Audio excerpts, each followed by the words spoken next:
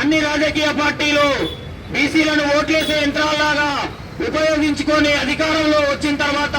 బీసీలను ఉక్కుపాదంతో అణిచివేస్తున్న ఈ సందర్భంలో మరి తెలంగాణ ఉద్యమంలో కూడా మరి సకల జనులు కూడా అన్ని కులాలకు మతాలకు అతీతంగా సామాజిక తెలంగాణ రావాలని ఉద్యమాలు చేసి తెచ్చుకున్న తెలంగాణలో సామాజిక తెలంగాణ రాకుండా మరి అగ్రకులాల తెలంగాణ వచ్చింది. కాబట్టి ఇప్పటికైనా కూడా బీసీలంతా ఏకమై మరి ఈ యొక్క 42% రిజర్వేషన్లు సాధించే వరకు పోరాటం చేస్తామని ఈ యొక్క కేంద్ర రాష్ట్ర ప్రభుత్వాలకు హెచ్చరిస్తున్నాం. మరి అదేవిధంగా ఈ యొక్క తెలంగాణలో ఉన్న కాంగ్రెస్ ప్రభుత్వం రేవంత్ రెడ్డి గారు ముఖ్యమంత్రి మరి రాజ్యాంగబద్ధంగా మరి బీసీ బిల్లుని మరి పార్లమెంట్ లో పెట్టించే విధంగా మరి చర్యలు తీసుకోవాలి. ఇదే విధంగా ఈ యొక్క తెలంగాణ రాష్ట్రంలో ఉన్న అఖిలపక్ష పార్టీ నాయకులందరినీ కూడా మరి ఢిల్లీకి తీసుకుపోయి ప్రధానమంత్రి మీద ఒత్తిడి తీసుకొచ్చి ఈ యొక్క బిల్లుని 42% బిల్లుని కేంద్రంలో ఉన్న ప్రధానమంత్రి నరేంద్ర మోడీ కూడా మరి ఈ యొక్క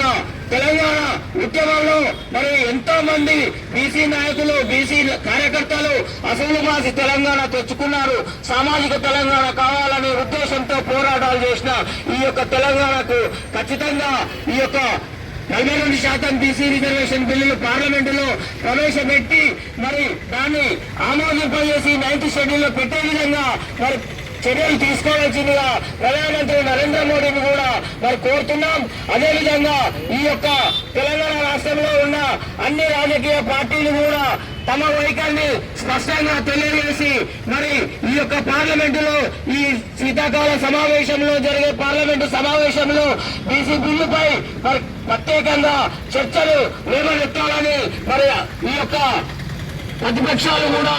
మరి ఇండియా కూటమి కూడా ఈ యొక్క బిల్లు మీద మరి పార్లమెంట్ లో చర్చలు జరిపించి మరి పార్లమెంట్ లో బిల్లు పెట్టడానికి మరి ఇండియా కూటమి కూడా చర్యలు తీసుకోవాలి. మరి కాంగ్రెస్ ప్రభుత్వం మరి అధికారంలోకి వచ్చిన తర్వాత 42% ఇస్తానని చెప్పి మరి ఏదో నేను ఇచ్చినట్టు ఉండాలి మరి అది రాకుండా ఉండాలనే ఉద్దేశంతో రాజ్యాంగబద్ధంగా పోకుండా మనకు ఇష్టానుసారంగా వివరించడం జరుగుతుంది. కాబట్టి మరి పార్లమెంటులో